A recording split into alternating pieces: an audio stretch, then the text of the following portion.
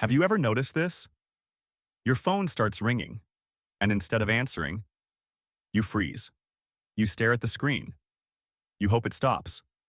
And when it finally does, you feel relief, not guilt. Relief. And no, it's not because you're rude. It's not because you hate people. So why do phone calls feel so uncomfortable for some minds?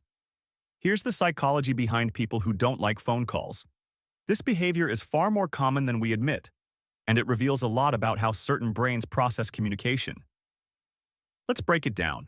Point 1. Phone calls remove psychological control. Texts give you space. You can think, pause, choose your words. Phone calls don't. They demand instant presence, instant emotion, instant response. For some people, this feels overwhelming. Psychology links this to autonomy regulation, the need to feel in control of your time, attention, and mental energy. When the phone rings, that control disappears. So the discomfort isn't about the person calling, it's about the sudden loss of choice. Point 2. High self-awareness makes real-time talking harder. People who dislike phone calls are often highly self-aware. They notice tone, pauses, silence. On a call, there's no time to edit, no space to reframe, no buffer. Every word is permanent the moment it's spoken.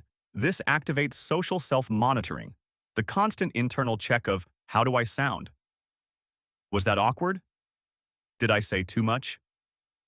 For thoughtful minds, that's exhausting. So, avoidance isn't antisocial, it's self-protective. Point 3. Phone calls overload the brain faster than texts. On a call, your brain processes multiple signals at once. Voice tone, emotion, speed, timing. That's a lot. Psychology shows that people with higher sensitivity to stimulation, often introverted or reflective types, reach mental fatigue faster during live conversations. Texts reduce that load. Calls amplify it. So when someone avoids calls, it's not weakness. It's a nervous system choosing calm over chaos. Point 4. Fear of emotional obligation. Here's a deeper layer. Phone calls rarely end quickly. They lead to more talking, more explaining, more emotional engagement.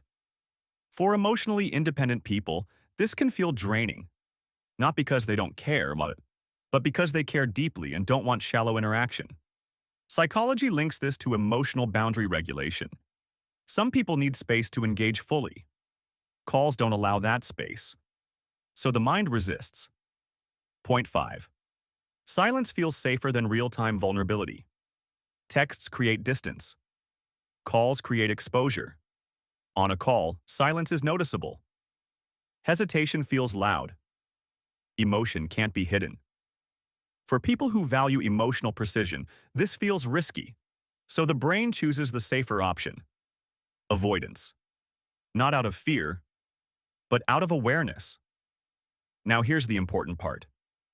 People who dislike phone calls are often misunderstood. They're labeled as distant, cold, uninterested. But in reality, many of them are thoughtful communicators who prefer depth over speed. If this is you, remember this. You're not broken. You just communicate differently. And if you're calling someone who never answers, it doesn't mean you don't matter. Sometimes it means they're protecting their mental space. Human communication isn't one size fits all, and that's what makes it oddly human. If this video made you feel understood, you're not alone. Subscribe for more psychology, everyday behaviors, and deep insights into the human mind.